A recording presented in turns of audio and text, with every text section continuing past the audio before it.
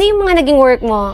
Actually, naging muna ako, government employee ako under ng administration ni Governor Carion. I am the private secretary of Governor Carion for almost 3 years, and then yung second administration na niya, hindi na ako naka-join sa kanya. And then after nun, lumuwas kami ng Manila, and then dito na kami nag-start ulit ng buhay, Yes. 'di ba? While yung aking asawa ay nasa barko, and then ako naman nagtayo din kami ng salon.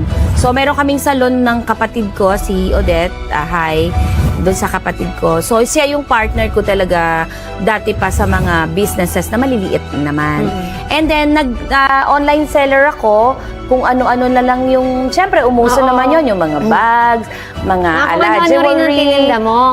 Kasi hindi ako pwedeng nakatigil lang sa bahay. Yes. Ayoko nung nakatigil lang, ayoko nung nag-aantay lang ako ng padala ng asawa ko. Dapat mayroon akong nagagawa. So marami akong naging manikurista ko, lahat ng trabaho sa salon, alam kong gawin. Kasi nung nagtayo kami ng salon, ang usapan namin ng kapatid ko, kung wala namang layasan ka ng beautician mo, alam mo yon, Kaya mo pa magma-materialize or tatakbo pa rin yung negosyo mo kasi nandiyan ka. So, inaral mo rin yun? Oo, lahat? Yes, inaral ko din yun.